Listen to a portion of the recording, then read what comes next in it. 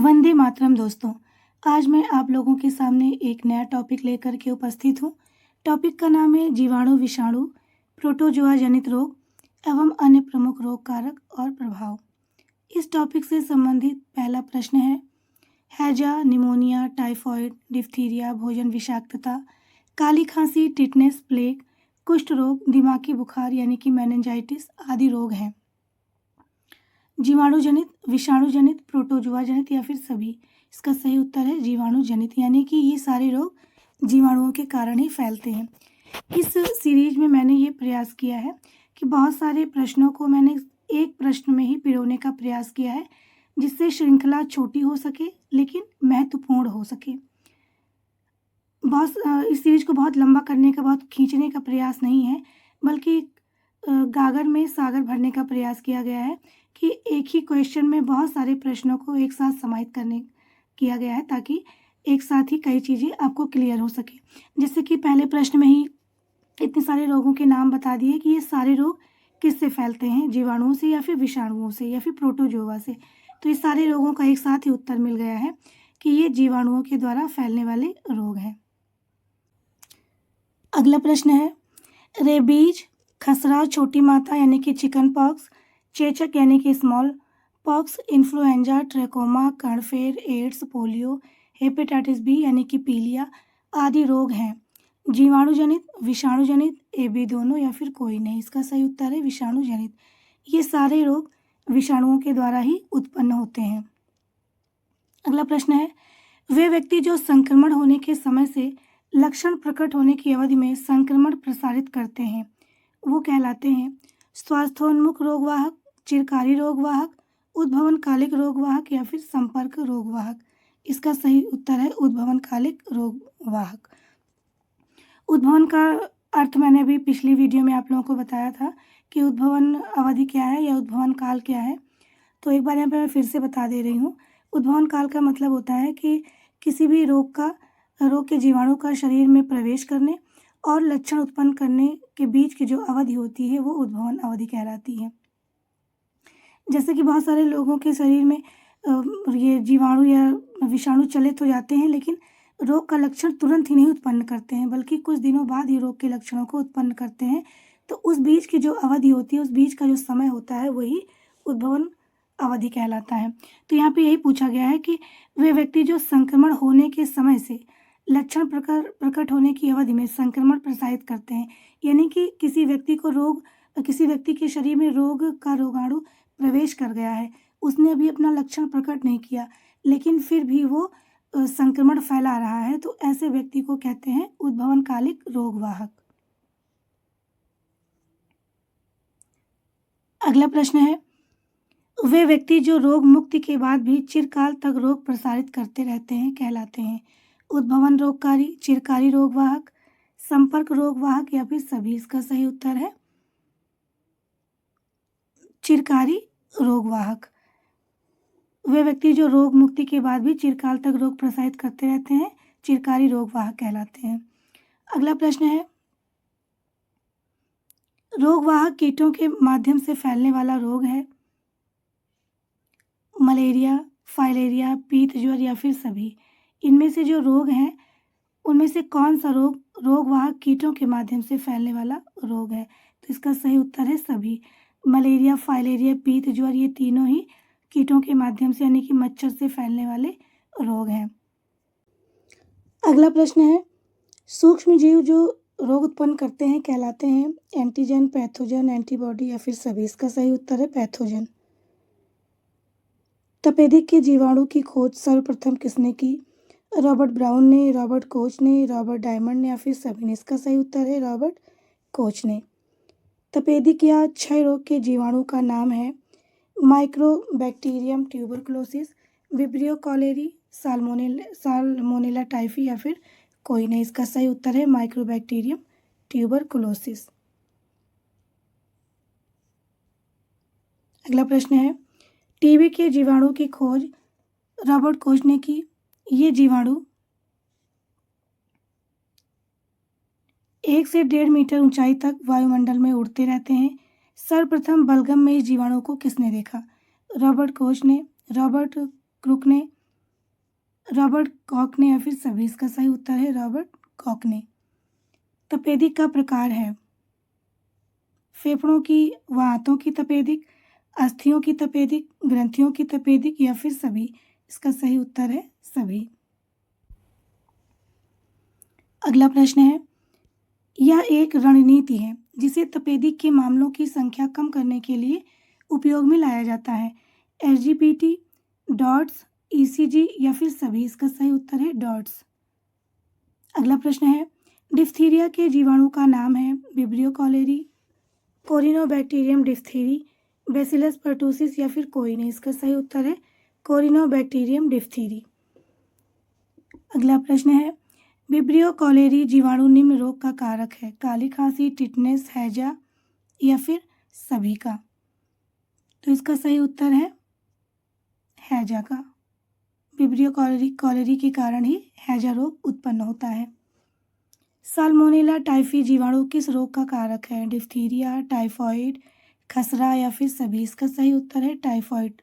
Salmonella typhi जीवाणु के कारण ही टाइफाइड उत्पन्न होता है। हीमोफिलिस पर्टुसिस जीवाणु किस रोग का कारक है?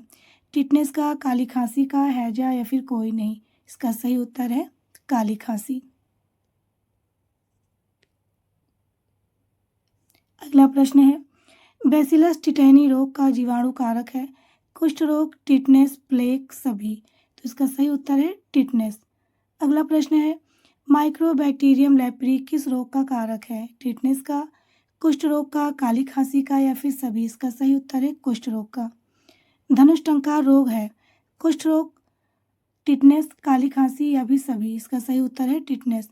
इसको इसलिए धनुष्टंकार कहा जाता है क्योंकि जब टिटनेस हो जाती है तो शरीर की मांसपेशियों में इतनी ऐंठन उत्पन्न होती है कि शरीर धनुष के तरह झुक जाता है दर्द के मारे। इस ऐंठन की वजह से इसको धनुष्टंकार भी कहा जाता है। तो धनुष्टंकार रोग है टिटनेस। पास्चुरिला पेस्टिस किस रोग का जीवाणु है? काली खांसी का, भोजन विषाक्तता का, प्लेग का या फिर सभी का? ये इसका सही उत्तर है प्लेग। पास्चुरिला पेस्टिस प्लेग के रोग का जीवाणु है। अगला प्रश्न है, डिप्लोकोकस न्यूमोनी किस रोग का जीवाणु है? दिमागी बुखार का, निमोनिया का, मियादी बुखार का या फिर सभी का? इसका सही उत्तर है निमोनिया।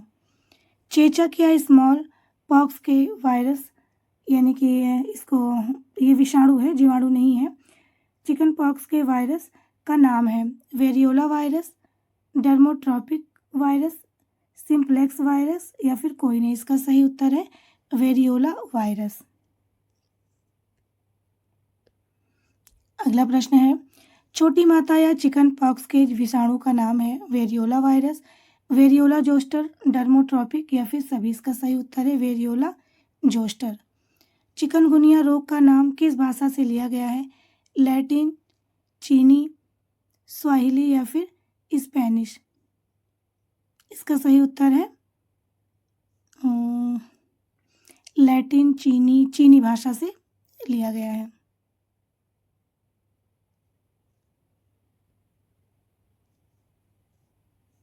अगला प्रश्न है, DSS का पूर्ण रूप है daily shock syndrome, dengue shock syndrome, AB दोनों या फिर कोई नहीं? इसका सही उत्तर है dengue shock syndrome. Dengue shock syndrome इसका सही उत्तर है। अगला प्रश्न है, DHF का पूर्ण रूप है deep health failure, dengue, haemorrhagic fever, AB दोनों या फिर कोई नहीं? इसका सही उत्तर है डीप हेल्थ फेलियर। पीलिया या कामला रोग का कारक है HAV, HBV, HCV या फिर कोई नहीं? इसका सही उत्तर है HBV। अगला प्रश्न है, एडवर्ड जेनर को इम्यूनोलॉजी का जनक कहा जाता है। उन्होंने निम्न टीके की खोज की? खसरे की, चेचक की, काली खांसी की या फिर सभी की? इसका सही उत्तर है चेचक के टीके की खोज इन्होंने की। अगला प्रश्न है, पोलियो का विषाणु 3 प्रकार का होता है, टाइप 1, 2, 3। इनमें से किस प्रकार से पोलियो फैलता है? टाइप 1, टाइप 2, टाइप 3 या फिर सभी? इसका सही उत्तर है टाइप 1 से। एंटमीबा हिस्टोलिटिका कारक है किसका? पेचिस का, डायरिया का, डेंगू का या फिर सभी का? इसका सही उत्तर है पेचिस का।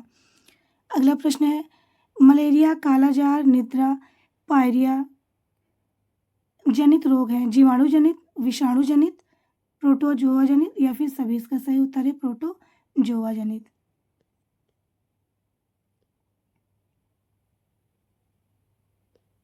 अगला प्रश्न है, मलेरिया रोग किसके काटने से फैलता है? मादा एनाफ्लीज, नर एनाफ्लीज, मादा एडीज या फिर सभी? इसका सही उत्तर है मादा एनाफ्लीज।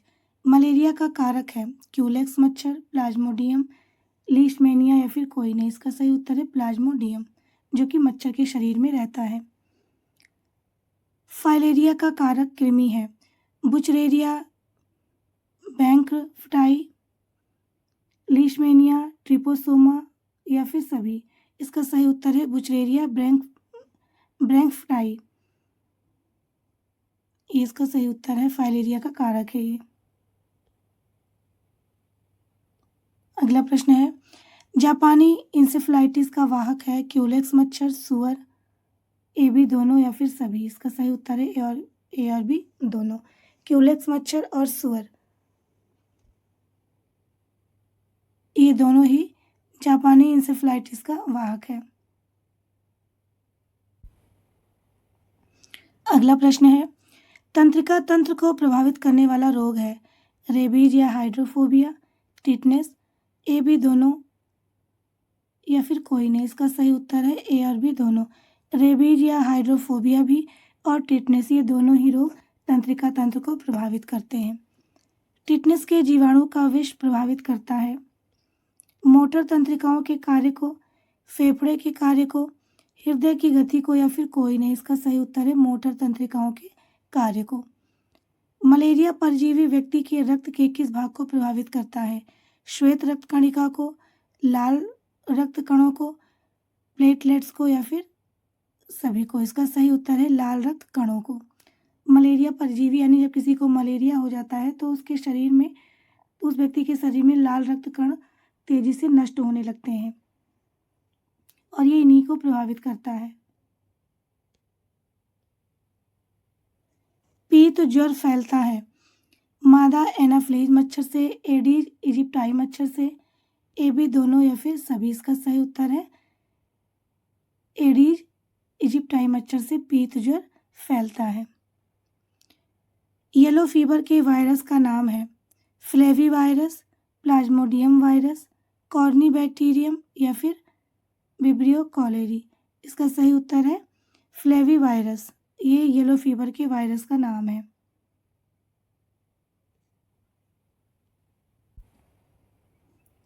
अगला प्रश्न है,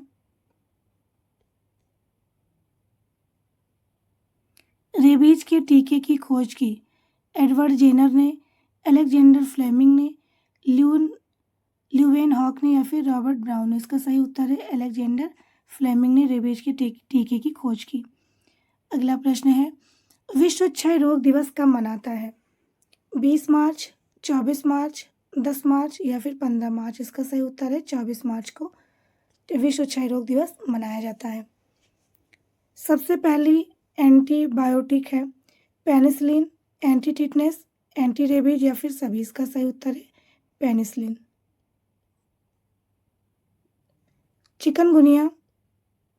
चिकनगुनिया रोग से शरीर का कौन सा अंग प्रभावित होता है?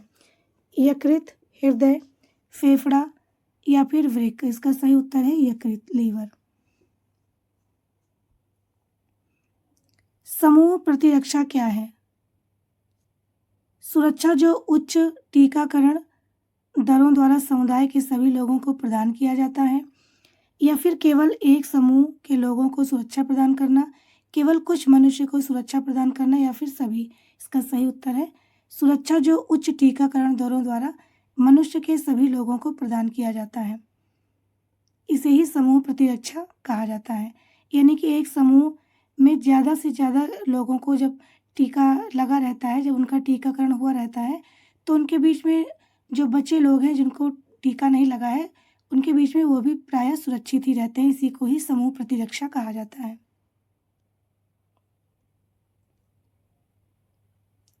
किसने बताया था कि मलेरिया का वाहक मच्छर है?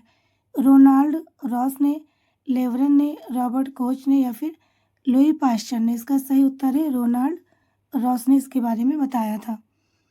स्वाइन फ्लू फैलता है H1N1 से, N2H2 से, N2H1 से या फिर यह H1N2 से? इसका सही उत्तर है H1N1 से। मृत्यु का कप्तान किस रोग को कहते हैं? कुकुर खांसी को, डिप्थीरिया को, तपेदिक को या फिर सभी को? इसका सही उत्तर है तपेदिक को। तपेदिक यानी टीबी को मृत्यु का कप्तान रोग भी कहते हैं। कंठरोहिणी रोग अधिकतर फैलता है शीत ऋतु में, ग्रीष्म ऋतु में, वर्षा ऋतु में या फिर सभी? इसका सही उत्तर है शीत ऋतु में कंठरोहिणी रोग फैलता है, यानी कर्णफेर जिसको कहते हैं। ये रोग फैलता है लगभग शीत ऋतु में ज़्यादा फैलता है, बाकी किसी भी मौसम में फैल सकता है। अगला प्रश्न है, तपेदिक रोग का कारण है निर्धनता, संक्रमण व व्यवसाय एवं कुपोषण, निदान एवं उपचार की उचित व्यवस्था का अभाव या फिर सभी? इसका सही उत्तर है सभी। टाइफाइड रोग का प्रसार होता है जल से, दूध से, मक्खियों से या फिर सभी से? इसका सही उत्तर है जल से।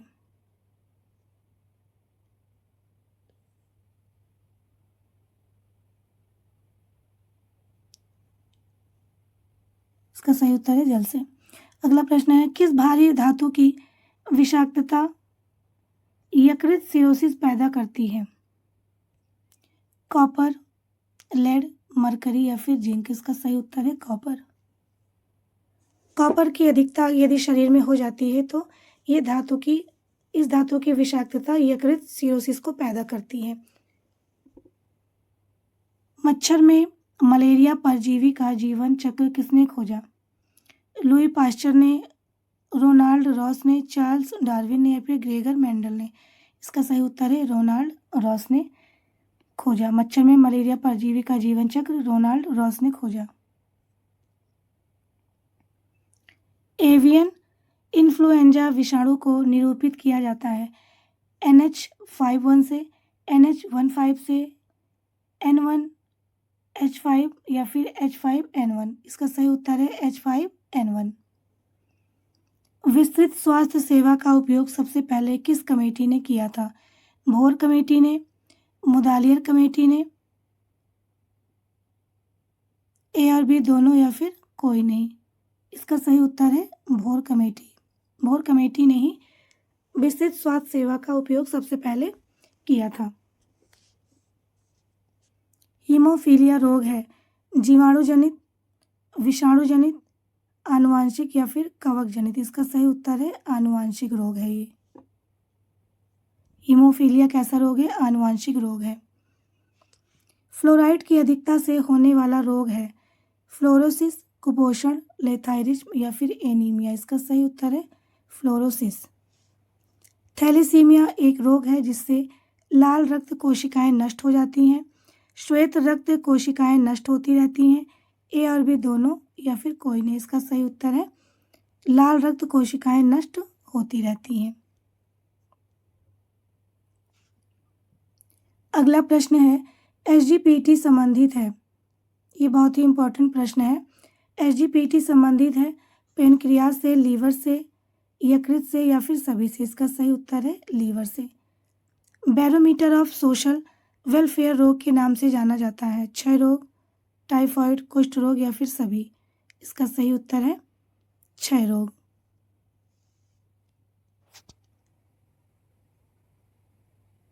अगला प्रश्न है, पेयजल में कैडमियम की अधिकता से रोग होता है मिनीमाता, ब्लैकफुट, इटाई या फिर कोई नहीं? इसका सही उत्तर है इटाई।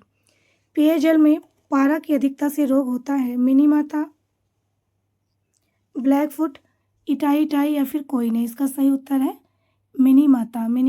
पेयजल में यदि पारा की अधिकता हो जाती है तो उससे मिनीमाता नामक रोग हो जाता है। पेयजल में आर्सेनिक की अधिकता से रोग होता है। मिनीमाता, इटाई, ब्लैक फुट या फिर सभी। इसका सही उत्तर है ब्लैक फुट। अगला प्रश्न है, WHO ने 8 मई 1980 में स्मॉल पॉक्स उन्मूलन की घोषणा की। अंतिम मामला कब आया था? 1970 में, 1972 में, 1977 में या फिर 1978 में? इसका सही उत्तर है 1977 में। मलेरिया पूर्ण उन्मूलन लक्ष्य रखा गया है सन 2026, सन 2030, सन 2031 या फिर सभी। इसका सही उत्तर है सन 2030। टीबी पूर्ण उन्मूलन लक्ष्य रखा गया है सन 2025, सन 2030, ए बी दोनों या फिर कोई नहीं। इसका सही उत्तर है सन 2025। डेंगू ज्वर के लिए जिम्मेदार है मादा एनाफ्लीज, एडीज मच्छर, मक्खी या फिर सभी। इसका सही उत्तर है एडीज मच्छर। अगला प्रश्न है, हर्ड या कम्युनिटी इम्यूनिटी उपयोगी है? टिटनेस में, खसरा, मम्प्स में, डिप्थीरिया में, बी और सी दोनों में? इसका सही उत्तर है बी और सी दोनों में। अगला प्रश्न है, मलेरिया में प्रभाव होता है प्लीहा, आरबीसी का विनाश, ए बी दोनों या फिर कोई नहीं? इसका सही उत्तर है ए और बी दोनों। मलेरिया रोग में प्लीहा भी प्रभावित होती है और आरबीसी का विनाश भी होता है, यानी जो रेड ब्लड सेल्स होती हैं उनका विनाश भी तेजी से शुरू हो जाता है। कालाजार रोग का वाहक है बालू मक्खी, सीसी मक्खी, मादा एनाफ्लीज या फिर सभी। इसका सही उत्तर है बालू मक्खी। फाइलेरिया रोग का कारक है बुचरेरिया, ब्रैंकाफ्टाई, एंट अमीबा हिस्टोलिटिका। इसका सही उत्तर है बुचरेरिया ब्रैंकाफ्टाई। इसका सही उत्तर है। बाकी के दो विकल्प लिखे नहीं यहाँ पे। चलिए ये दो ही हैं, तो इसमें इसका उत्तर आपको प्राप्ति हो गया है। आज का हमारा सेशन यहीं समाप्त होता है। धन्यवाद।